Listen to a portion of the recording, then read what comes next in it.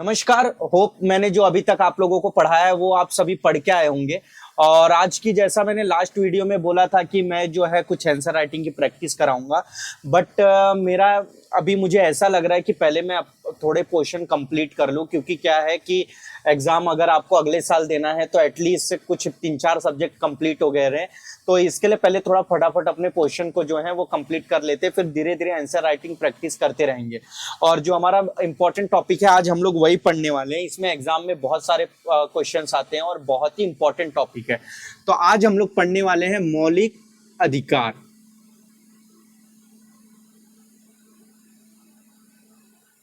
ठीक है, क्या पढ़ने वाले हैं? मौलिक अधिकार।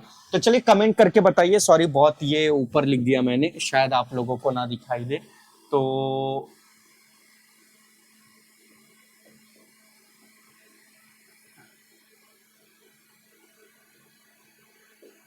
आज हम लोग पढ़ने वाले हैं मौलिक अधिकार। तो आज हमारा जो आज का टॉपिक रहेगा मौलिक अधिकार है, और हम लोग मौलिक अधिकार ही पढ़ेंगे। तो इसीलिए आप लोगों से भी रिक्वेस्ट रहेगा कि अगर आप लोगों ने पिछला टॉपिक नहीं पढ़ा है तो पहले वो पढ़ लीजिए, उसके बाद ही ये शुरू करते, ताकि जितनी भी सारी चीजें मैं आप लोगों को बताऊंगा वो सारी चीजें आप लोगों को क्या हो, इजीली समझ में आए।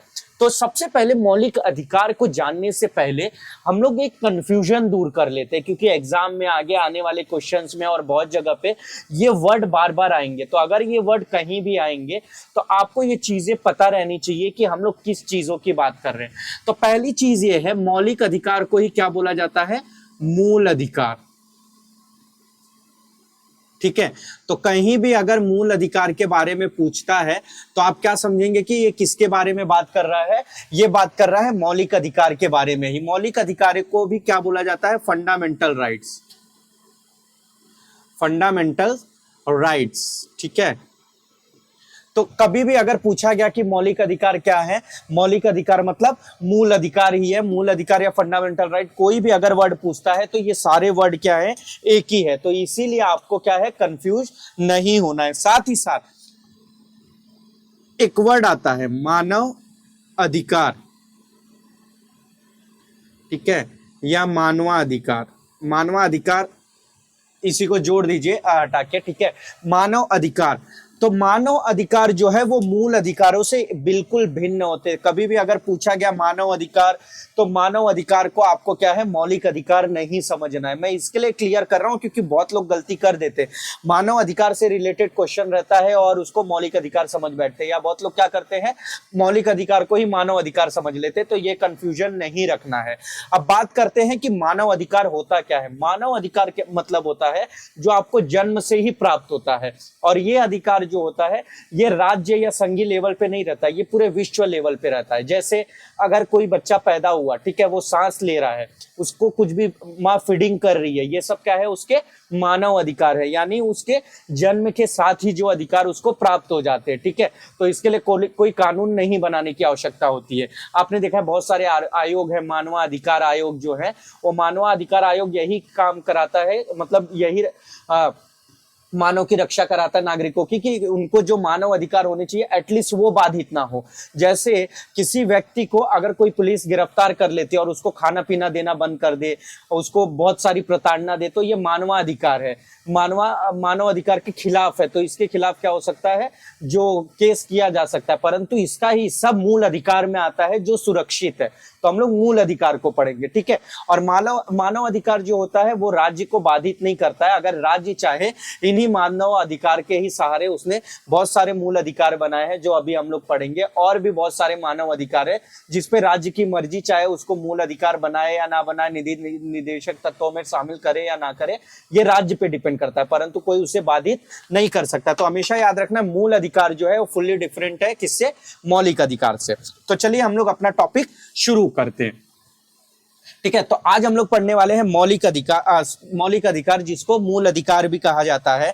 ठीक है, तो हमें मैक्सिमम आपको एग्जाम में कंफ्यूज करने के लिए हमेशा क्या आएगा? मूल अधिकार। ठीक है, बहुत लोग इससे कंफ्यूज रहते हैं। ठीक है, जिसका बेसिक क्लियर नहीं है वो तो बहुत ज्यादा कंफ्यूज रहते हैं, लेकिन जिसका बेसिक क्लियर है वो समझ जाते हैं कि भाई यहाँ पे मूल अधिकारों की बात हो रही है, तो हमें यहाँ पे मूल अधिकार के बारे में ही बात करना है, यानी मौलिक अधिकार के बारे में। ठीक है, तो मौलिक अधिकार जो है एक लाइन लिख लीजिए, मौलिक यानी मूल अधिकार वे आधारभूत स्थितियां उत्पन्न करते हैं जो व्यक्ति के पूर्ण मानसिक, भौतिक और नैतिक विकास के लिए आवश्यक है। क्या आपका जो मूल अधिकार है वो क्या होता है?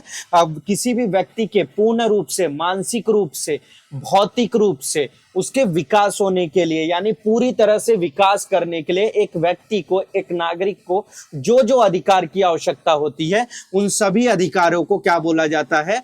मूल अधिकार। और ये मूल अधिकार मानव अधिकारों का ही पार्ट होता है। ठीक है, इतना समझ में आया? आगे, ये जो मूल अधिकार होते हैं ये देश के क्या होते हैं? मौलिक विधि होती है, मौलिक विधि होती है।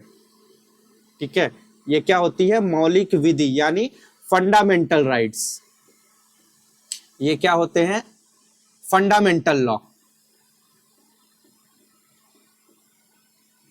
ठीक है, अगर कभी आपको पीटी में पूछा जाता है कि मौलिक अधिकार इनमें से निम्नलिखित हैं, तो क्या अगर उसमें दिया है फंडामेंटल लॉ तो फंडामेंटल लॉ होते हैं। अगर फंडामेंटल राइट्स भी दिया है तो वो फंडामेंटल राइट ही है, इंग्लिश में कर दिया है तो fundamental right is a fundamental law. ठीक है, तो इतना आपको क्या रखना है? ध्यान में रखना है। जो इसको फंडामेंटल लॉ क्यों बोला जाता है? क्योंकि ये संविधान द्वारा क्या है? रक्षित किया गया है, यानी सुरक्षित किया गया है। इसको आप क्या बोलो? सुरक्षित किया गया है। ठीक है, इसके साथ साथ इसका क्या है? मतलब आप बोल सकते हो ये प्रवृत्त है, यानी प्रवर्तनीय है।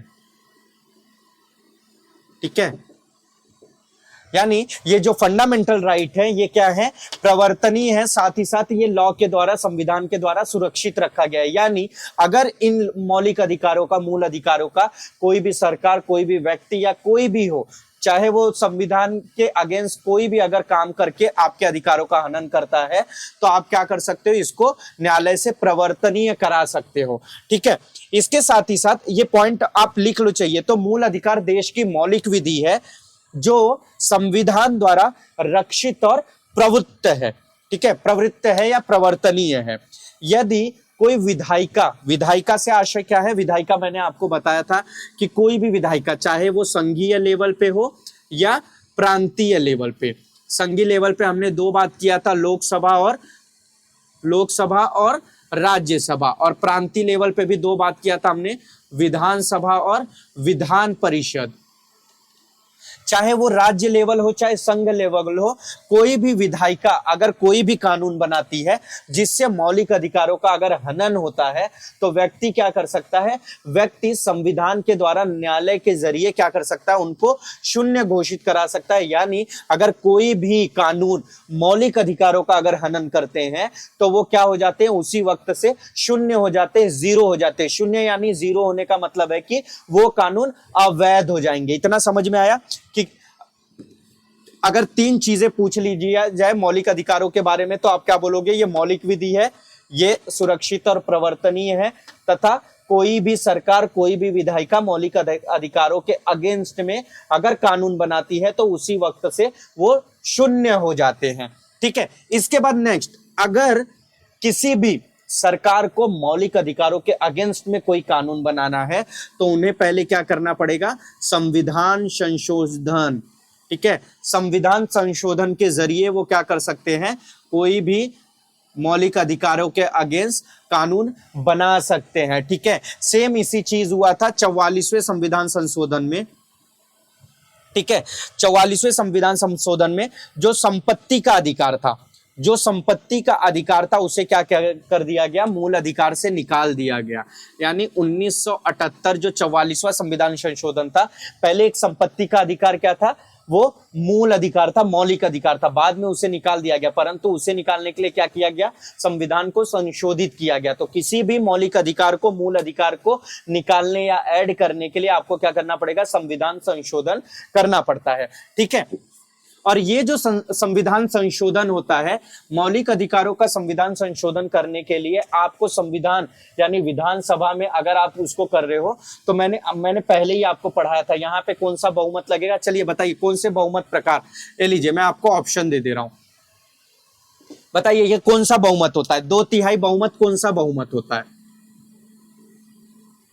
फटाफट कमेंट कीजिए। मैंने इसके पहले ही आपको बताया था कि अच्छा मैंने तो खुद ही बोल दिया, विशेष बहुमत के जरिए क्या होता है, ये जो आपका संविधान संशोधन होता है वो होता है। और संविधान संशोधन के जरिए जो है कोई भी संसद मूल अधिकारों को क्या कर सकती है, बढ़ा या घटा सकती है। ठीक है, देखा जाए तो भारत का संविधान मूल अधिकारों को 3 रूपों में संरक्षण प्रदान करता है। ठीक है, 3 रूपों में क्या करता है, संरक्षण प्रदान करता है। तो पहला होता है, यानी मौलिक अधिकारों का उल्लंघन होने पे आप क्या कर सकते हो, सीधे सीधे सर्वोच्च न्यायालय के पास याचिका दायर करके अपना मूल अधिकारों का हनन हुआ है तो उसके लिए क्या न्याय मांग सकते हो। यानी सीधे सर्वोच्च न्यायालय के पास आप क्या कर सकते हो, उसके खिलाफ, चाहे वो राज्य सरकार ही क्यों ना हो, उनके खिलाफ आप कंप्लेन कर सकते हो, यानी आप सीधे सर्वोच्च न्यायालय के पास जा सकते हो। दूसरा है मौलिक अधिकारों का जो निलंबन है। ठीक है, यानी मौलिक अधिकारों को बाध्य जो है सिर्फ विशेष परिस्थितियों में तथा विधि द्वारा स्थापित प्रक्रिया से ही क्या किया जाएगा, इसको निष्कासित या बाध्य किया जाएगा। यानी अगर किसी भी व्यक्ति का जो है फंडामेंटल राइट को उसको नहीं देना है, उससे छीन लेना है, तो क्या करना पड़ेगा, उसके लिए उसको विशेष जो परिस्थिति है उसी के आधार पर, जैसे विशेष परिस्थिति मतलब अगर किसी व्यक्ति से किसी राज्य को खतरा है, किसी व्यक्ति से किसी व्यक्ति को खतरा है, ठीक है, या तो किसी व्यक्ति से लगता है ये आतंकवादी है, तो उस विशेष परिस्थिति में जो कानूनी प्रक्रिया है उसके द्वारा ही उसका मौलिक अधिकार छीना जा सकता है। बाकी निजी फायदे के लिए, जैसे मोदी जी को लगा कि राहुल गांधी उनके दुश्मन है, वो उनके विपक्षी दल है, तो उनके ऊपर कोई भी कंप्लेन करा के उनको हमेशा के लिए जेल भिजवा सकते हैं, ऐसा नहीं कर सकते। हाँ, विधि के द्वारा उन्होंने जो बयान था उसको पहले पकड़ लिया, उस बयान को सूरत कोर्ट में पेश किया, अपने ही जो भी प्रोसेस था, लेकिन वो क्या था, विधि के द्वारा था कि उनको 2 साल की सजा दिलाई गई और उनका संसद का जो कार्यभार था वो खत्म कर दिया गया। ठीक है, तो वो विधि द्वारा प्रक्रिया था। तो किसी भी आदमी का आप अगर स्वतंत्रता छीन रहे हो, विचार अभिव्यक्ति छीन रहे हो, तो ये क्या करना पड़ेगा आपको, अगर कोई विशेष रीजन है तभी आप छीन सकते हो। दूसरी चीज कि वो विधि प्रक्रिया जो कानून संविधान में दिया गया है उसी प्रक्रिया के अंतर्गत आप उसका क्या है, मौलिक अधिकार छीन सकते हो। ठीक है, समझ में आ गया। और तीसरा जो मैंने बताया था कि आपको ये विशेष बहुमत द्वारा ही इसको संशोधित किया जाता है। ठीक है, तो ये 3 तरीके से ही आपको क्या है, जो संविधान है वो मौलिक अधिकारों को संरक्षण प्राप्त कराता है। अगर कभी भी अगर आपको पीटी में ये ऑप्शंस दिए हुए हैं तो हमेशा ध्यान में रखना कि अगर आपसे पूछा गया कि निम्नलिखित तरह से जो संविधान है वो आपके संविधान मौलिक अधिकारों को संरक्षण प्राप्त करता है, तो अगर उसमें ऑप्शन दिया है ये तीनों, तो ये तीनों में से जो भी ऑप्शन रहेगा आप टिक कर दोगे, और अगर सभी दिया है तो ये सभी आएगा। तो इतना समझ में आ गया, इतना समझ में आ गया तो कमेंट करो यस। ठीक है, इसके बाद ये जो मौलिक अधिकार होते हैं ये कैसे प्रकृति के होते हैं, नकारात्मक।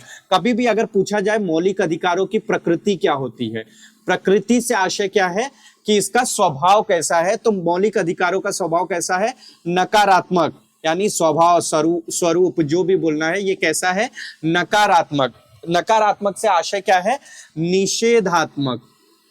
ठीक है, चाहे आप नकारात्मक बोलो चाहे निषेधात्मक बोलो, अगर एग्जाम में कोई भी वर्ड आता है तो आप इनको ही सिलेक्ट करोगे। यानी इसका अर्थ क्या है कि जो भी चीजें हैं वो चीजें मनाही की जाती है, यानी ना जहां पे वर्ड आता है, ठीक है, जहां पे मनाही की जाती है, ठीक है, जहां पे मनाही की जाती है, यानी जो मौलिक अधिकार है ये राज्य के अगेंस्ट में, जितने भी मौलिक अधिकार है ये ज्यादातर, ठीक है, आप 100% ये राज्य के अगेंस्ट में है। तो राज्य को ये मनाही करता है कि व्यक्ति की स्वतंत्रता को बाधित करने से, व्यक्ति के विचार अभिव्यक्ति को बाधित करने से, यानी व्यक्ति जो है वो स्वतंत्र रूप से कार्य कर सकता है। ठीक है, तो इसीलिए इसमें राज्य के स्वरूप से यहाँ पे क्या मनाही ज्यादातर रहती है, यानी ये राज्य के विरुद्ध दिया हुआ आपको मौलिक अधिकार है, इसके लिए ये क्या है, निषेधात्मक है ज्यादातर। ठीक है, इसमें कुछ कुछ मौलिक अधिकार है जब हम लोग पढ़ेंगे वो सकारात्मक है। ठीक है, सकारात्मक है।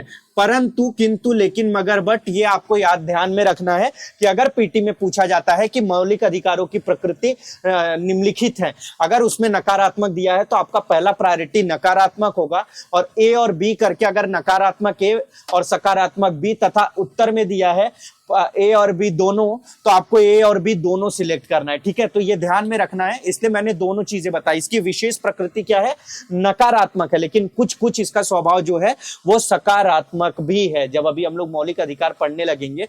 नहीं तो अभी इसके बाद मैं आपको लिखा देता हूं कि नकारात्मक प्रकृति के कौन कौन से अनुच्छेद हैं और सकारात्मक के, तो आपको ये जो चीजें हैं वो क्लियर समझ में आ जाएगी। तो इतना समझ में आया, इतना समझ में आया आप लोगों को? तो बोलिए यस, कमेंट कीजिए, कमेंट करेंगे तो ये समझ में आते रहेगा। ठीक है, चाहिए तो मैं थोड़ा लिखा देता हूं, मूल अधिकार हेडिंग डालिए और मैं थोड़ा ये जो चीजें समझाए ये मैं आपको लिखा देता हूं ताकि आपके पास एक अच्छा कंटेंट रेडी हो जाए। लिखिए, पहला, मूल अधिकार वे आधारभूत स्थितियां उत्पन्न करते हैं जो व्यक्ति के पूर्ण मानसिक, भौतिक और नैतिक विकास के लिए आवश्यक है। दूसरा, मूल अधिकार देश की मौलिक विधि है, ठीक है, जो संविधान द्वारा रक्षित और प्रवर्तनीय होते हैं। तीसरा, यदि विधायिका कोई कानून बनाती है जिससे मूल अधिकारों का हनन होता है तो उसे सर्वोच्च न्यायालय द्वारा प्रवर्तनीय कराया जा सकता है। ठीक है। चौथा, मूल अधिकारों में परिवर्तन करने के लिए संविधान में संशोधन करना अनिवार्य हो जाता है।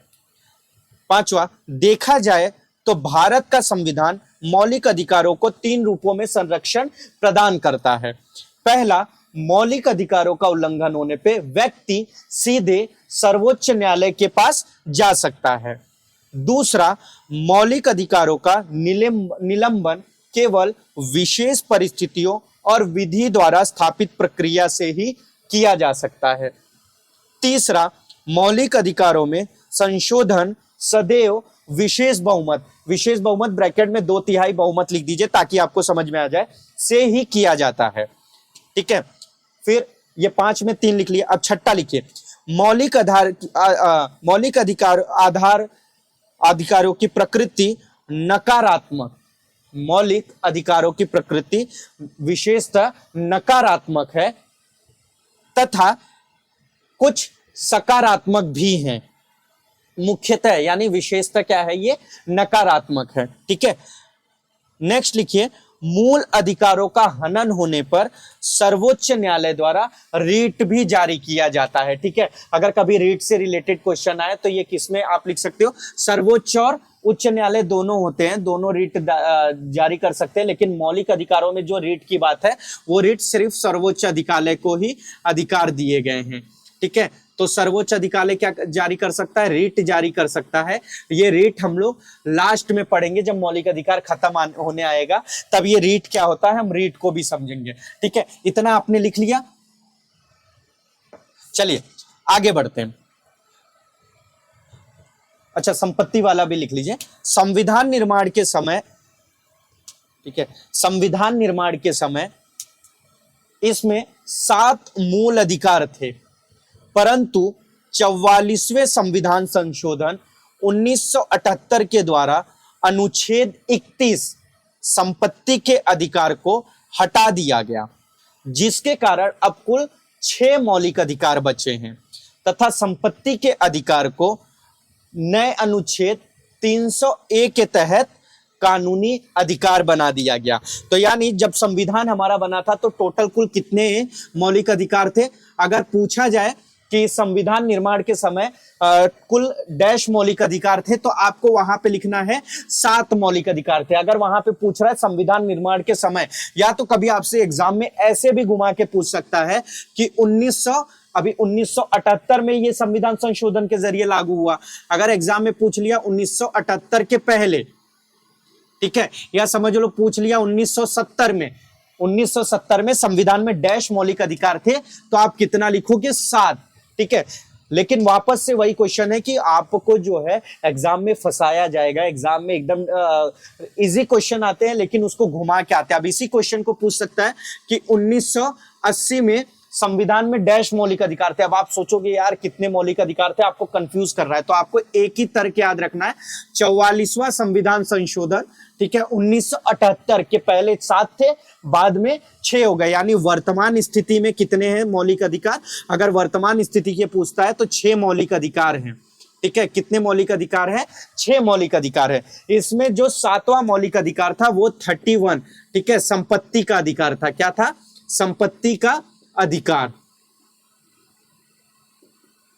संपत्ति का अधिकार। तो कभी भी याद रखना, आपको डेट पे ध्यान देना है। अगर एग्जाम में आपको, अगर समझिए एग्जामिनर को आपको फंसाना है, अगर पेपर जो सेट किया है एकदम उसको कंफ्यूज करना है आपको, तो ऐसे भी लिख सकता है कि 1976 में संपत्ति का अधिकार डैश के तहत एक मौलिक अधिकार था। अब आप बोलोगे ये तो मौलिक अधिकार है ही नहीं, या तो पूछ दिया संविधान निर्माण के समय संपत्ति का अधिकार अनुच्छेद 31 के तहत मौलिक अधिकार था, तो आप बोलोगे यार ये तो गलत तथ्य है। इसीलिए हमेशा आपको क्या ध्यान में रखना है, 44वां संविधान संशोधन, तब तक जो संपत्ति का अधिकार था वो क्या था? मौलिक अधिकार था, जो कि अनुच्छेद 31 में था। बाद में इस अनुच्छेद को निकाल दिया गया और इसको कानूनी, ठीक है, इसको क्या बना दिया गया? कानूनी अधिकार, ठीक है, कानूनी अधिकार,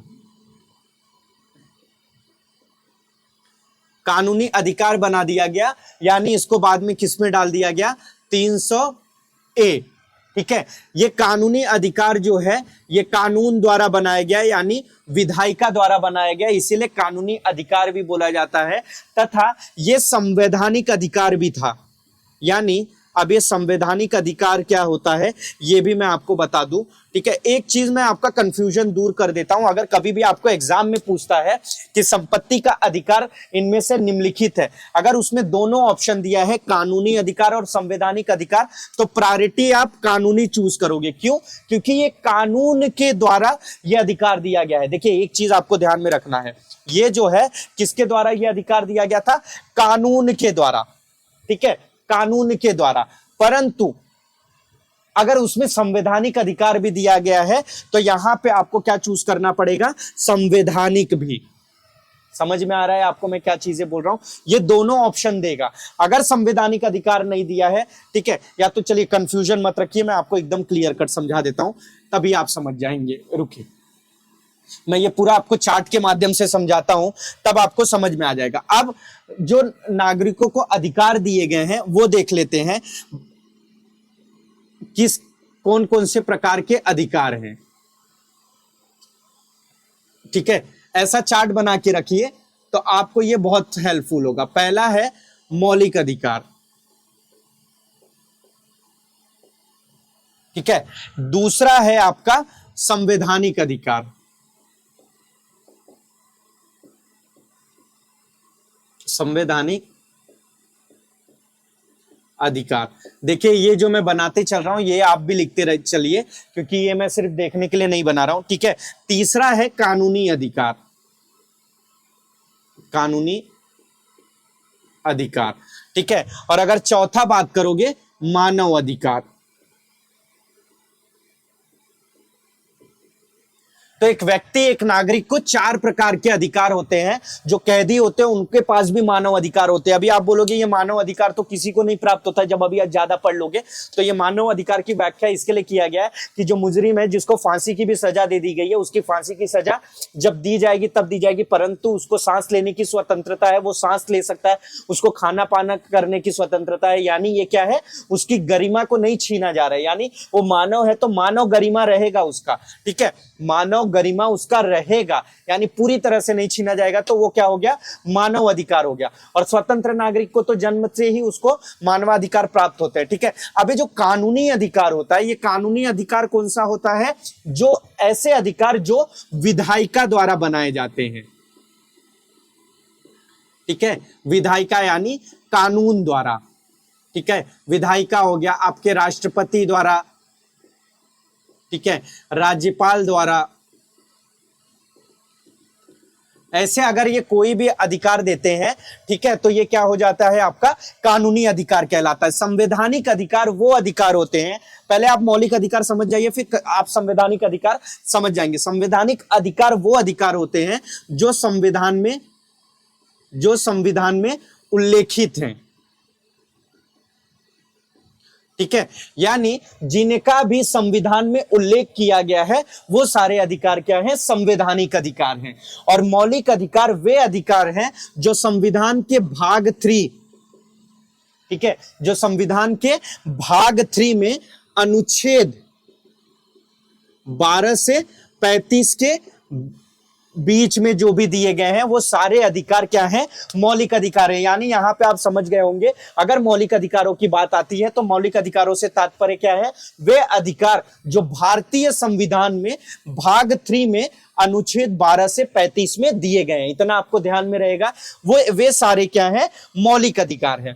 ठीक है, संवैधानिक अधिकार वे अधिकार जो संविधान में उल्लेखित है परंतु भाग 3 का परंतु उसमें भाग 3 नहीं काउंट होगा। ठीक है, ये संवैधानिक अधिकार का हिस्सा है परंतु ये इसको छोड़कर, ठीक है, सारे अधिकार आपके संवैधानिक अधिकार है। ये भी आपका संवैधानिक अधिकार है। अभी आप बोलोगे क्या ये संवैधानिक अधिकार नहीं है, ये भी संवैधानिक अधिकार है परंतु इसको समझने के लिए, ठीक है, इसको अलग उपमा दी जाती है, इसको बोला जाता है मौलिक अधिकार। तो कभी भी अगर आपसे पूछा जाता है मौलिक अधिकार तो वो संविधान के भाग 3 में अनुच्छेद 12 से 35 है। समझ में आया? और ये संविधान का हिस्सा है। ठीक है, तो यानी ये एक दूसरे से इंटरलिंक है। बाकी अगर बात किया जाए फिर संवैधानिक अधिकार क्या होते हैं, अगर कोई आपको कंफ्यूज करने के लिए पूछता है अच्छा मौलिक अधिकार अगर ये हो गए तो संवैधानिक अधिकार क्या है, तो आप बोल सकते हो भाग 3 के 12 से अनुच्छेद जो 12 से 35 जितने भी अनुच्छेद है उनको छोड़ के जितने भी अनुच्छेद बचे वो सारे क्या है, आपके संवैधानिक अधिकार है। समझ में आ गया? अगर आप ये डिफरेंशिएट करना अगर आपको समझ में आ गया तो आप ये चीजों को इजीली एक्सप्लेन कर लोगे।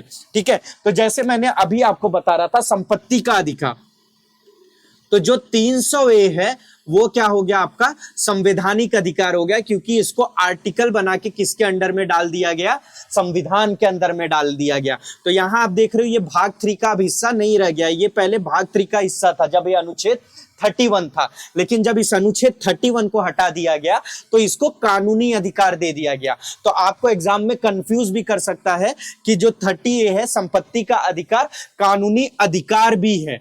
ठीक है, परंतु किंतु लेकिन मगर बट अगर ऑप्शन में कानूनी अधिकार के साथ साथ मतलब ए कानूनी अधिकार बी संवैधानिक अधिकार दिया है तो हमेशा सदैव आप क्या चूज करोगे, आप हमेशा चूज करोगे संवैधानिक अधिकार, क्योंकि संवैधानिक अधिकार ही आपका क्या है, पहली प्रायोरिटी है, यानी वो संविधान में दिया गया है। ठीक है, इतना समझ में आ गया? और अगर आपको दोनों दिया गया है, ठीक है, तो आप दोनों अगर चूज करने के लिए ऑप्शन है तो अगर आप दोनों भी चूज करके आते हो तो भी वो आंसर आपका सही ही होगा, क्योंकि वो कानूनी अधिकार भी है और संवैधानिक अधिकार भी है। तो इतना समझ में आ गया? अब आप बोलोगे ठीक है, फिर अगर ये हो गया तो कानूनी अधिकार क्या हो गया, तो जैसे अनुच्छेद 326, ठीक है, अनुच्छेद 326 में ये बताता है कि मतदाता यानी वयस्क मताधिकार का एज बताता है, आयु यानी पात्रता बताता है। ठीक है, जो आपका संविधान का अनुच्छेद 326 है ये पात्रता बताता है कि किसी भी व्यक्ति को जैसे संसद, लोकपाल, विधायिका आदि में वोट करने के लिए उसकी कम से कम एज कितना होना चाहिए, 21। जब संविधान बना था तब ये एज था 35। ठीक है, अब बाद में इसको क्या कर दिया गया, 21। तो ये जो एज है 21 ये पात्रता बताता है परंतु ये आपको अधिकार नहीं देता है। ठीक है, ये मतदान का अधिकार कब दिया गया, मतदान का अधिकार आपको दिया गया जनप्रतिनिधि अधिनियम 1950 के तहत। ठीक है, तो आपको मतदान का अधिकार दिया गया। तो ये जो अधिनियम था, ये जो जनप्रतिनिधि अधिनियम 1950 किसके द्वारा पास हुआ, ये विधायिका के द्वारा, यानी ये कानून बनाकर दिया गया अधिकार है आपको। ठीक है, तो अगर एग्जाम में पूछ लेता है मतदान से रिलेटेड तो मतदान जो है अगर दोनों ऑप्शन दिया है आपको संवैधानिक और कानूनी तो आप हमेशा क्या सिलेक्ट करोगे, कानूनी, क्योंकि इसको अधिनियम बनाकर आपको क्या दिया गया, ये अधिकार दिया गया है। और संपत्ति का जो अधिकार था इसको क्या अनुच्छेद, आर्टिकल्स बना के संविधान में इसको सुरक्षित रखा गया। तो समझ में आया कि आपको संविधान और संवैधानिक और कानूनी में क्या डिफरेंशिएट होता है? अगर इतना समझ में आ गया है तो बोलिए ठीक है या समझ में आया। ठीक है, और मानवाधिकार मैंने आपको बता दिया। तो अगर ये चीजें समझ में आ गया है तो अभी मैं जो मौलिक अधिकार पढ़ाने जा रहा हूं या आप लोगों को बहुत अच्छे से तरीके से समझ में आएगा। अगर नहीं समझ में आ रहा है तो मैं आपको बोल दूं वापस से ये वीडियो को देखो, ठीक है, वापस से देखो, वापस से समझो, कमेंट करो। नेक्स्ट वीडियो में मैं जब आपका कमेंट पढ़ लूंगा तो इससे उससे रिलेटेड जो भी आपके कंफ्यूजन रहेंगे उसको क्लियर कर दूंगा। चाहिए तो एक बार वापस से आराम से बताता हूं। जो मौलिक अधिकार दिए गए हैं नागरिकों को, उनको 4 कैटेगरी में डिवाइड किया जाता है, ठीक है, सॉरी, अधिकार को 4 कैटेगरी में डिवाइड किया जाता है। उनका ही एक हिस्सा क्या है, मौलिक अधिकार है। मौलिक अधिकार मतलब ये होता है कि व्यक्ति को मानसिक, भौतिक और भौतिक रूप से, पूर्ण रूप से, यानी जिसको व्यक्ति की गरिमा बोला जाता है, उसको फुलफिलमेंट रूप से जीने के लिए जो अधिकार चाहिए रहते हैं उसको मौलिक अधिकार बोला जाता है। 4 प्रकार के मौलिक अधिकार होते हैं। पहला मैंने क्या बताया आपको, मौलिक अधिकार। दूसरा संवैधानिक अधिकार। तीसरा जो बताया आपको वो कानूनी अधिकार, यानी जो विधा या इसको विधायी भी अधिकार बोला भी जाता है, संविधि अधिकार भी बोला जाता है क्योंकि ये विधायिका के द्वारा बनाया जाता है। और चौथा होता है मानवाधिकार। मौलिक अधिकार वो अधिकार होते हैं जो संविधान के भाग 3 में अनुच्छेद 12 से 35 तक दिए हुए हैं, ठीक है। उसके बाद संवैधानिक अधिकार, समझने के लिए ये समझ के रखिए, जो अधिकार संविधान में उल्लेखित है, यानी भाग 3 को छोड़ के सारे अधिकार आपके क्या आते हैं, संवैधानिक अधिकार कहे जाते हैं। इसके बाद कानूनी अधिकार, वे अधिकार जो विधायिका द्वारा बनाए जाते हैं। अब विधायिका में आपके विधायिका द्वारा, राष्ट्रपति द्वारा, राज्यपाल द्वारा, ठीक है, जो अधिकार बनाए जाते हैं उसको क्या बोला जाता है, कानूनी अधिकार या सांविधिक अधिकार।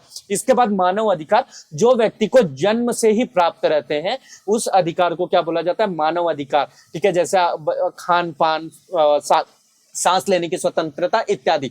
परंतु मानव अधिकार को लागू करने के लिए राज्य बाधित नहीं होती है, ठीक है, उसके लिए वो कानून नहीं बनाती है। उसमें जो स्वतंत्रता जरूरी है व्यक्ति के विकास के लिए, उसको मौलिक अधिकार के तहत उसने क्या कर दिया है, ऑलरेडी संविधान में आपको संरक्षित उसको कर दिया गया है। तो इतना समझ में आ गया। चलिए आगे बढ़ता हूं। अगर अभी भी नहीं समझ में आया, ठीक है, तो आप कमेंट करो। मैं कमेंट के जो भी आप करोगे, मैं उस कमेंट में आपकी ये जो कंफ्यूजन है वो मैं क्लियर कर दूंगा, ठीक है। परंतु किंतु लेकिन मगर बट वापस मैं यही कहूंगा कि जो भी मैं ये चीजें आपको बताया हूं, या आप कमेंट करने से पहले आप एक बार उसको वापस देखो। अगर नहीं समझ में आता है तभी जाके आप कमेंट करना कि हाँ नहीं समझ में आया, और अगर आपको समझ में आ रहा है तो आगे का भी ये वीडियो देखना, ठीक है। तो अभी हम लोग बात करते हैं मौलिक अधिकार कितने प्रकार के। तो मैंने कितने प्रकार के मौलिक अधिकार बताए, चले कमेंट कीजिए। मैंने अभी बताया था, अब मैं देखूं आप लोगों में से किसको किसको याद है। चलिए फटाफट कमेंट कीजिए, मैं भी तो देखूं कि कितने लोगों को याद है। चलिए आप लोगों में से बहुत लोग कमेंट भी कर रहे होंगे। देखिए मैं क्या चाहता हूं कि भले ये लाइव सेशन नहीं है बट ये इंटरेक्टिंग सेशन रहे, इंटरेक्टिव रहे, ठीक है। अगर आप लोग वीडियो देख रहे हो और आप इंटरेस्ट दे रहे हो तो मैं चाहता हूं ये एकदम इंटरेक्टिव जरिए से ये सेशन पूरा हो, ताकि मैं आपसे क्वेश्चन करूं, आप आंसर करो, तो आपको ऐसा ना लगे आप रिकॉर्डेड वीडियो देख रहे हो। इसीलिए बीच बीच में मैं आपसे क्वेश्चन पूछ लेता हूं, ठीक है। तो अब देखते हैं, हम मौलिक अधिकार देखते हैं, ठीक है।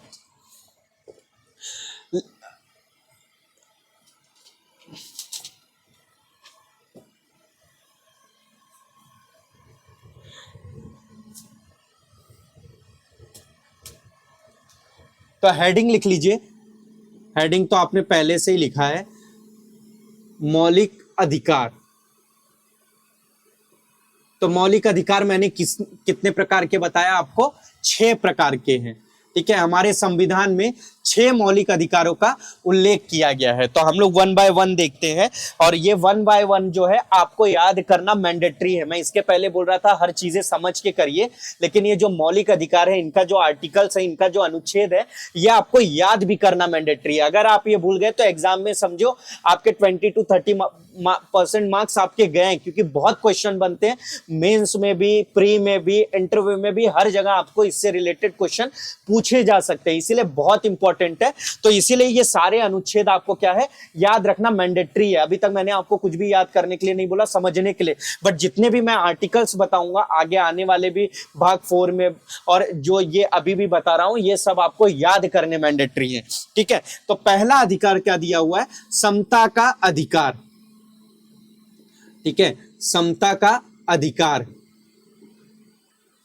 अभी जो कुछ इंग्लिश मीडियम वाले बच्चे भी अगर देख रहे होंगे तो मैं इंग्लिश में भी बता दूं इसको थोड़ा, इसको बोलते हैं राइट टू इक्वालिटी। ठीक है, एक काम करता हूं मैं मौलिक अधिकार जो है उसको हिंदी इंग्लिश दोनों में लिखा देता हूं ताकि आपको क्या हो जाए, उनके हेडिंग में हेल्प हो जाए। ठीक है, अगर आपको कोई चीज हिंदी में ना समझ में आए तो इंग्लिश में समझ में आ जाए, क्योंकि बहुत सारे हिंदी मीडियम के बच्चे होते हैं जिन जो तो हैं हिंदी मीडियम के, बट उनको कुछ वर्ड इंग्लिश के ही समझ में आते हैं। तो इसीलिए मैं क्या करूंगा, ये हिंदी और इंग्लिश दोनों आपको लिखाते चलूंगा इनके हेडिंग, ताकि जो है आपको अगर आंसर, आपको जो ये टॉपिक अगर इंग्लिश में नहीं समझ में आते हिंदी में आ जाए, हिंदी में नहीं आते हैं तो इंग्लिश में आ जाए। तो ये जो समता का अधिकार है, ये अनुच्छेद 14 to 18 ये सारे क्या हैं, ये सारे समता के अधिकार दिए गए हैं। ठीक है, अनुच्छेद 14 से 18 तक में समता का सारा अधिकार दिया गया है। एक चीज याद रखिए, मैं अभी आप बोलोगे कि मैंने 12 और 13 क्यों नहीं लिखाया, तो 12 और 13 वो विशेष है, वो मौलिक अधिकार नहीं है, क्योंकि 12 में आपको राज्य की परिभाषा दी गई है और 13 में मौलिक अधिकारों के बारे में कुछ बातें कही गई है। ये संशोधनीय है, ये प्रवर्तनीय है, क्या है जो भी है, इनको हम लोग ये पहले मौलिक अधिकार देख लेते हैं, उसके बाद ये देखेंगे ताकि ये कंफ्यूजन ना हो। इसलिए मैं डायरेक्ट आपको ये 6 मौलिक अधिकार बता रहा हूं। ठीक है, तो पहला आपने क्या लिखा, समता का अधिकार। दूसरा लिखिए स्वतंत्रता का अधिकार। स्वतंत्रता का अधिकार। ठीक है, स्वतंत्रता का अधिकार, right to freedom. Right to freedom. ठीक है, स्वतंत्रता का अधिकार। अब ये जो अधिकार है, ये अनुच्छेद 19 to 22 तक दिए गए हैं। ठीक है, यानी अनुच्छेद 19 से लेकर अनुच्छेद 22 तक, इसमें जो सारे अनुच्छेद हैं वो किसके अधिकार देते हैं आपको, स्वतंत्रता का उसमें उल्लेख किया गया है। ठीक है, इसके बाद अगला लिखिए, तीसरा आपका है शोषण के विरुद्ध अधिकार। शोषण के विरुद्ध अधिकार। ठीक है, शोषण के विरुद्ध अधिकार, राइट्स अगेंस्ट, ठीक है, आगे थोड़ा जगह नहीं है फिर भी मैं लिख दे रहा हूं, एक्सप्लॉयटेशन। ठीक है, एक्सप्लॉयटेशन, EXPLOITATION,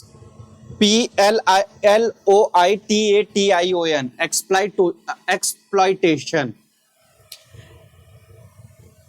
एक्सप्लॉयटेशन मतलब क्या होता है, शोषण। ठीक है, तो शोषण के विरुद्ध अधिकार। तो ये जो अधिकार है ये कहां से कहां तक दिए गए हैं, अनुच्छेद 23। आप याद रखना, शोषण के विरुद्ध अधिकार बहुत ही इंपॉर्टेंट है, बहुत जगह पूछा जाता है, इसीलिए आपको इसके 2 ही अनुच्छेद हैं और ये दोनों अनुच्छेद को आपको याद करके रखना है। ठीक है, इसके बाद अगला लिखिए, धर्म की स्वतंत्रता का अधिकार। धर्म की स्वतंत्रता का अधिकार। ठीक है, धर्म की स्वतंत्रता का अधिकार, right to freedom of religion. Right to freedom of religion. ठीक है, इसमें जो है अनुच्छेद, वो अनुच्छेद 25 से लेके अनुच्छेद आपके 28। अभी आप देख रहे हो कर्नाटक हाई कोर्ट में हिजाब को लेके जो प्रॉब्लम क्रिएट हुआ था, फिर बाद में उसको सुप्रीम कोर्ट में चुनौती दी गई, फिर सुप्रीम कोर्ट में भी अभी वो पेंडिंग पड़ा हुआ है। एक बार डिसीजन आया लेकिन वो विखंडित रूप से था, अभी फिर वापस से उसका डिसीजन जो है वो पेंडिंग पड़ा हुआ है। तो ये सब इसी का, धर्म की स्वतंत्रता के ही आधार पे उसमें बहुत सारे आर्टिकल जो हैं वो उल्लेखित किए गए हैं। अगर आप ये आर्टिकल अच्छे से पढ़ोगे, ध्यान में रखोगे, तो आपको वो सारे केस जो हैं समझ में आएंगे। इसीलिए मैं आपको बोल रहा हूं कि ये मौलिक अधिकार बहुत इंपॉर्टेंट है आपके पूरे पॉलिटी में, तो इसीलिए ये अच्छे से पढ़ना है। और इन मौलिक अधिकारों को मैं एक लंबा समय लेके, मैं 3-4 लेक्चर्स लेके आराम से एकदम विस्तृत तरीके से समझाऊंगा, ताकि ये आपके दिमाग में एकदम फिट बैठ जाए। अगर ये आपके दिमाग में एकदम फिट बैठ गया तो मैं आपको गारंटी देता हूं कि मौलिक अधिकार से रिलेटेड कोई भी क्वेश्चन आ जाए। देखिए, पीटी में जो क्वेश्चंस आते हैं वो थोड़े घुमा फिरा के पूछते हैं, तो मैं मान सकता हूं कि कोई कोई वर्ड ऐसे आ जाते हैं कि कोई कितना भी अच्छे से समझने वाला इंसान रहे, वो कभी कभी कंफ्यूज होकर उसके गलत आंसर टिक कर देता है। परंतु किंतु लेकिन मगर बट अगर वो जो आपके क्वेश्चन है वो अनुच्छेद से रिलेटेड है या इसके जो डिस्क्रिप्शन थोड़ी सी व्याख्या की गई है इससे रिलेटेड है, तो मैं 100% गारंटी दे देता हूं वो आपका क्वेश्चन रॉन्ग नहीं होने वाला है, क्योंकि आपने आर्टिकल्स को प्रॉपर पढ़ा है। ठीक है, तो अगला लिखिए, 5वां है संस्कृति और शिक्षा संबंधी अधिकार। संस्कृति और शिक्षा संबंधी अधिकार। ठीक है, संस्कृति एंड शिक्षा संबंधी अधिकार, कल्चरल एंड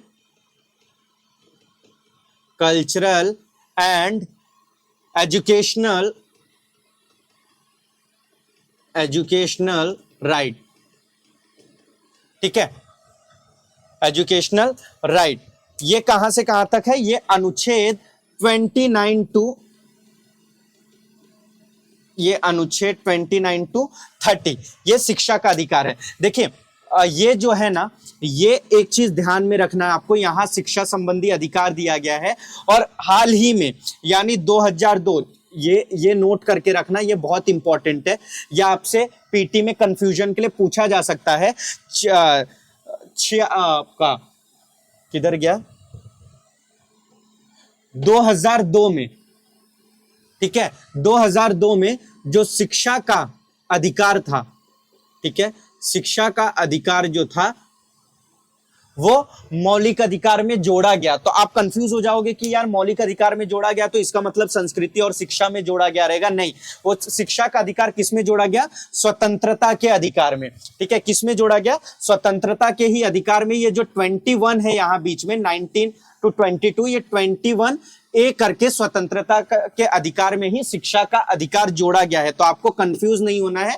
अगर पूछा गया शिक्षा का अधिकार किस में जोड़ा गया है तो आप क्या लिखोगे? हमेशा स्वतंत्रता के अधिकार में, या तो आप अनुच्छेद 21 ए में लिखोगे। ठीक है, ये जो संस्कृति और शिक्षा संबंधी अधिकार है ये खास करके अल्पसंख्यक वर्ग के हितों के लिए है।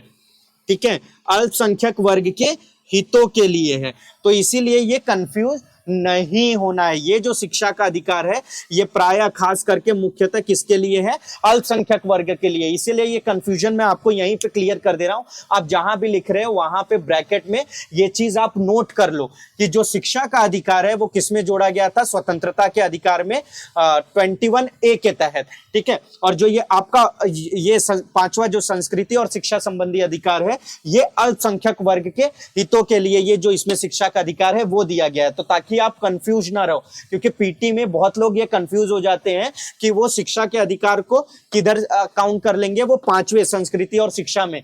तो इसीलिए मैंने अल्पसंख्यक वर्ड आपको लिखने के लिए कह दिया। ठीक है, और लास्ट है, लास्ट नोट कर लीजिए, संवैधानिक उपचारों का अधिकार। संवैधानिक उपचारों का अधिकार, संवैधानिक उपचारों का अधिकार, right to constitutional remedies, right to constitutional remedies. ठीक है, राइट टू कॉन्स्टिट्यूशनल रेमेडीज, ये समझ में आ गया। ये इसमें लास्ट एक आता है अनुच्छेद 32। चलिए मेरा अगला सवाल, मैंने आपको बोला था मैं बीच में पढ़ाते पढ़ाते आप लोगों से क्वेश्चन पूछूंगा ताकि मुझे समझ में आए कि आप लोग कितना इंटरेस्टेड होकर इसको पढ़ाई कर रहे हो। ठीक है, तो ये आपका नॉलेज परीक्षण है जो अभी मैंने इसके जस्ट पहले आपको बताया था। चलिए बताइए, यहाँ पे अनुच्छेद 29 30 के बाद 32 क्यों आ गया? 31 किधर गया? मैंने अभी आपको समझाया कि अनुच्छेद 31 कहां गया। तो चलिए कमेंट कीजिए कि वो अनुच्छेद कहां गया और कौन सा अनुच्छेद था। ठीक है, फटाफट कमेंट कीजिए, फटाफट कमेंट कीजिए। चलिए होप आप लोग कमेंट कर रहे होंगे। तो जैसे कि मैंने इसके पहले ही बताया था, अनुच्छेद जो 31 था वो 44वें संविधान संशोधन द्वारा, 44वां संविधान संशोधन कब किया गया था? 1978 में। और उसी संशोधन द्वारा क्या किया गया, जो संपत्ति का अधिकार था वो 31 अनुच्छेद था उसको हटा दिया गया और उसको किस में जोड़ दिया गया? कानूनी यानी संवैधानिक अधिकार में, जो कि है 300A। समझ में आया? इसीलिए कभी भी आप कंफ्यूज मत होना कि ये 31 भाई गया किधर। तो ये 31 कहां गया? 300A में कन्वर्ट हो गया। समझ में आया? यही जो है ये 6 मौलिक अधिकार प्राप्त है। ये 6 मौलिक अधिकार हम लोग बहुत विस्तृत रूप से पढ़ेंगे, क्योंकि इनको समझना बहुत जरूरी है। अगर मैंने कहीं भी इनको एकदम ढीले तरीके से पढ़ा है तो याद रखना ये बहुत इफेक्ट करते हैं। और ये मौलिक अधिकार आप समझ गए तो ज्यादातर क्वेश्चन आपको आर्टिकल 14 टू आर्टिकल 32 के बीच में ही आपके आंसर उसके सॉल्व हो जाएंगे। इसीलिए ये पढ़ना बहुत ही जरूरी है।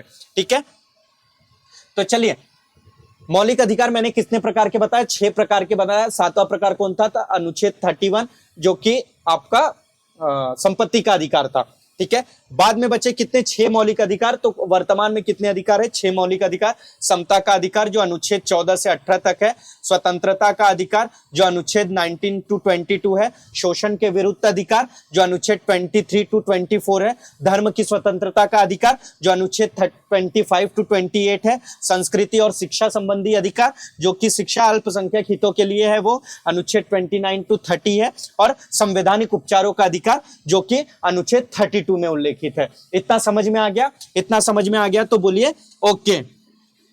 ठीक है, या कमेंट कीजिए समझ में आया। अगर नहीं समझ में आया तो भी कमेंट कीजिए, ताकि मैं अगले जो भी वीडियोस बना के लाऊं उसमें आपके प्रॉब्लम के सॉल्यूशन और अच्छे से बनाने की कोशिश करूं। देखिए, मैं जो भी चीजें आपको यहाँ पे पढ़ा रहा हूं ये मैं प्रॉपर पहले स्टडी किया हूं, फिर उन चीजों को रिसर्च किया हूं कि मैं कोई चीजें ना गलती ना कर बैठूं कि आप लोगों के एग्जाम पे वो इफेक्ट करे। और मैंने सारे क्वेश्चन को देखा कि क्या क्या चीजें कवर करनी चाहिए, किन किन टॉपिक से आपके एग्जाम में ये क्वेश्चन सॉल्व हो सकते हैं, पीटी में किस किस तरीके से क्वेश्चन पूछा जा सकता है। इसलिए मैंने आपको सारी चीजें बता दिया गया। तो चाहिए तो मैं वापस से रिविजन कर देता हूं। अगर मौलिक अधिकारों के बारे में पूछता है, अगर मौलिक अधिकार ही जो क्या है, मूल अधिकार भी कहा जाता है, जिसको हम लोग क्या बोलते हैं? Fundamental right. ठीक है, फंडामेंटल राइट को जो है वो मानव अधिकार से आपको अलग करके सोचना है, क्योंकि मानव अधिकार क्या होते हैं? जो जन्म से ही प्राप्त होते हैं।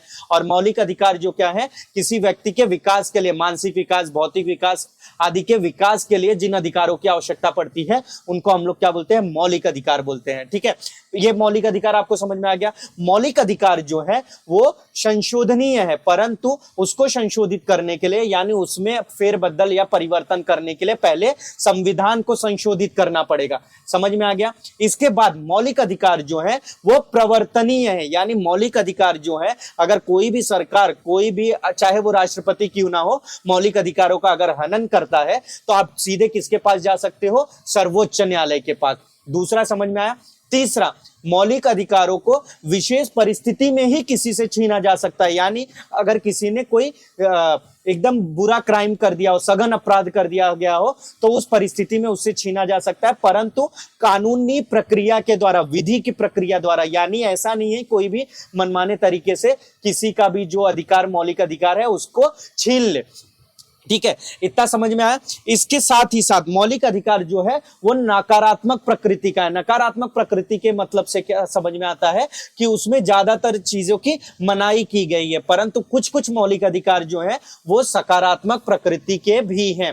शुरुआत में मौलिक अधिकार 7 प्रकार के थे। ठीक है, जिसमें एक 31 संपत्ति का अधिकार जो था उसे संविधान के 44वें संशोधन द्वारा 1978 में निकाल दिया गया, तथा संपत्ति के अधिकार को कानूनी अधिकार बनाकर 300A के तहत उसको क्या कर दिया गया? संविधान में जोड़ दिया गया। इतना ध्यान में रहेगा? अगर इतना ध्यान में रहेगा तो बोलिए यस। ठीक है, और 46वां संविधान संशोधन जो 2002 का था, उसके तहत जो शिक्षा का अधिकार था उसको 21A के अंदर जोड़ा गया, यानी स्वतंत्रता के अधिकार के अंदर जोड़ दिया गया। तो आपके पास मौलिक अधिकार कितने हैं? 6 ही हैं। ठीक है, समता का अधिकार हो गया, स्वतंत्रता का अधिकार हो गया, शोषण के विरुद्ध अधिकार हो गया, धर्म के विरुद्ध अधिकार हो गया, शिक्षा संस्कृति के विरुद्ध अधिकार हो गया, और जो आपका है संवैधानिक उपचारों के का अधिकार। ये 6 आपको जो है मौलिक अधिकार है। इतना समझ में आ गया?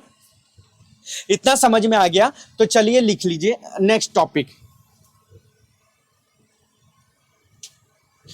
मूल अधिकारों का वर्गीकरण, ठीक है, यानी मौलिक अधिकारों का वर्गीकरण,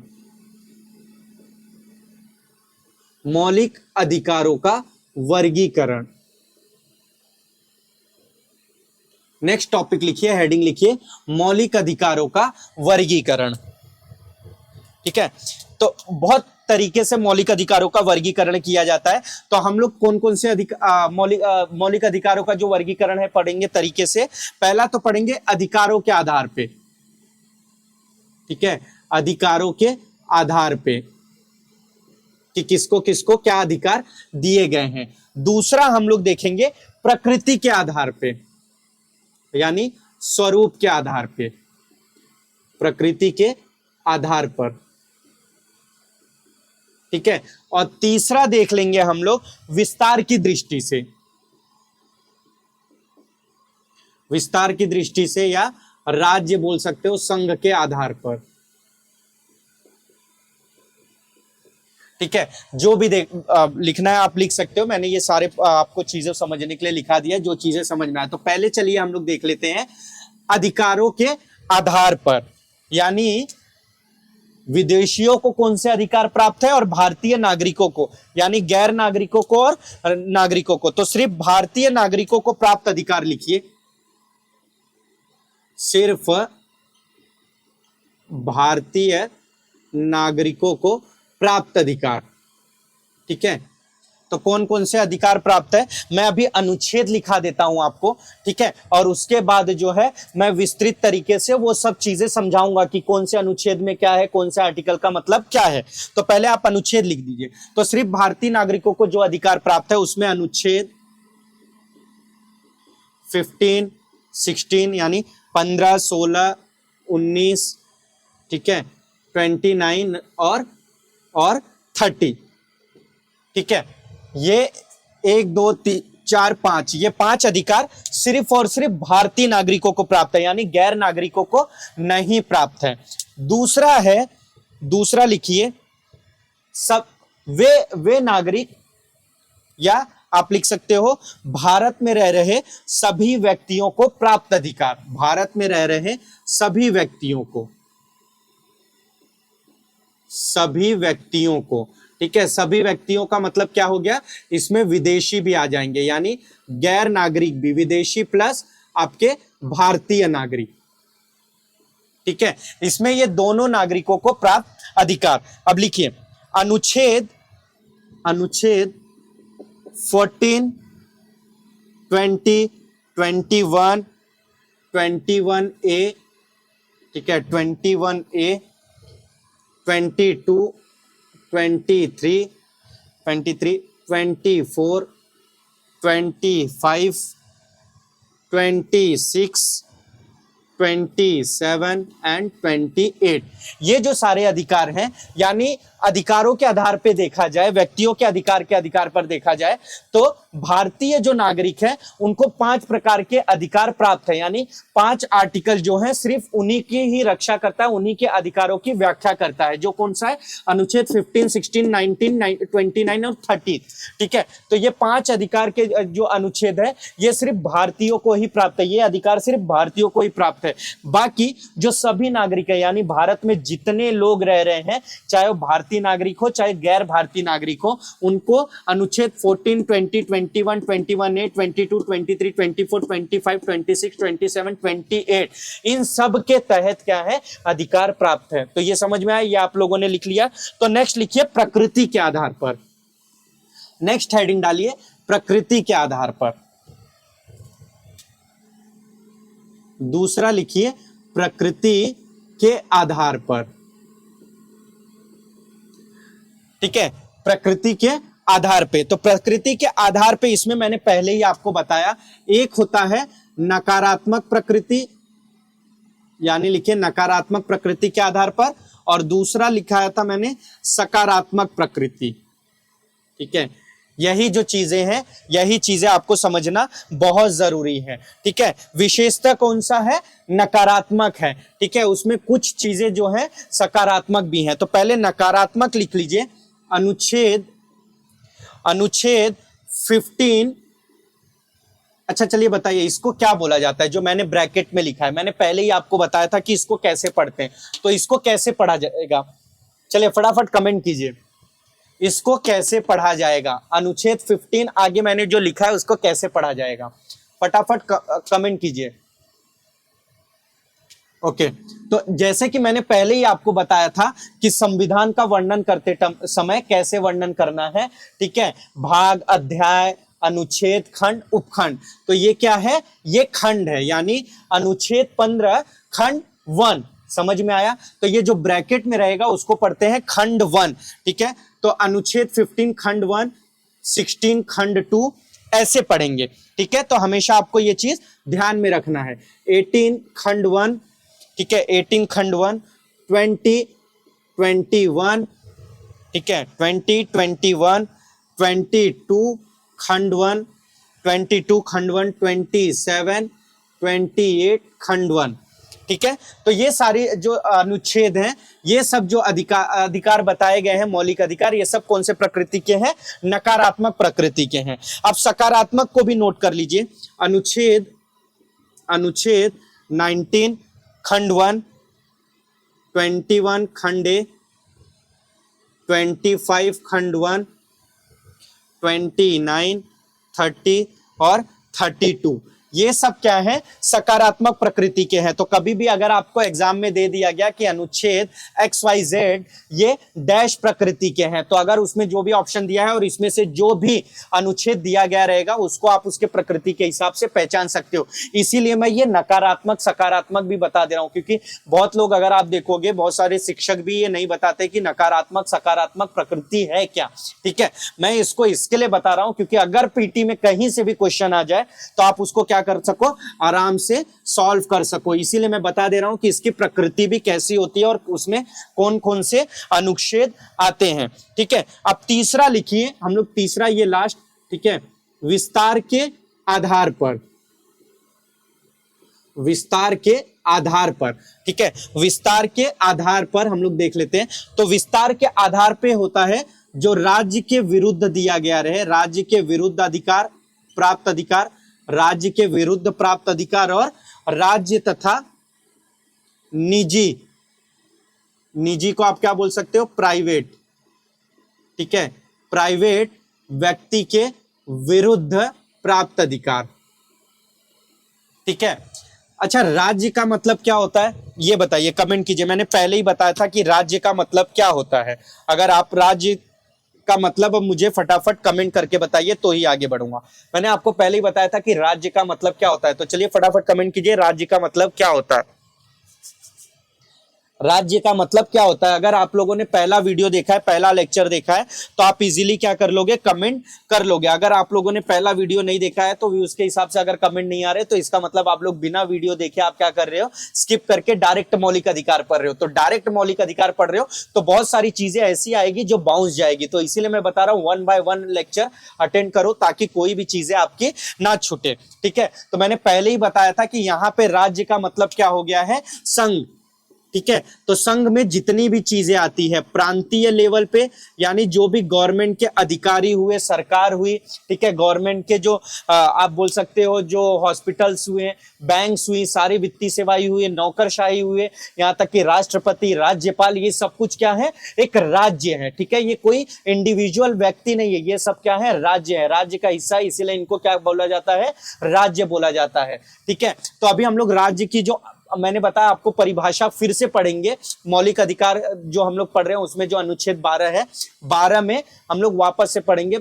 भाग 3 में जो दिया हुआ है कि राज्य की परिभाषा क्या है इन मौलिक अधिकारों के लिए, ठीक है। तो राज्य की परिभाषा हम पुनः पढ़ेंगे, लेकिन मेरा आप लोगों से रिक्वेस्ट है, अगर आप लोगों ने पहला वीडियो नहीं देखा है, दूसरा नहीं देखा है, तीसरा नहीं देखा है, तो वो सब देखो। वो सब बनाने का भी कोई रीजन है, ठीक है। मैं डायरेक्ट मौलिक अधिकार पढ़ा सकता था, लेकिन अगर मैंने वो 6-7 वीडियो देख के उन वीडियो को विस्तृत तरीके से बनाया है, मैंने उस वीडियो को आप लोगों के लिए कंटेंट बना के अवेलेबल किया है, तो उसका बहुत बड़ा रीजन ये है कि मैं जो ये मौलिक अधिकार पढ़ा रहा हूँ ये सारी चीजों में जो वर्ड यूज हुए हैं वो समझ में आए। अगर आप वो चीजों को नहीं पढ़ के आते हो तो अगर आप लोग ये डायरेक्ट ये चीजें पढ़ने की कोशिश करोगे तो कोई भी चीजें नहीं समझ में आने वाला है। ठीक है, तो चलिए देख लेते हैं राज्य के विरुद्ध नागरिकों को कौन कौन से अधिकार प्राप्त है और उसका उल्लेख कौन कौन से आर्टिकल्स में किया गया है।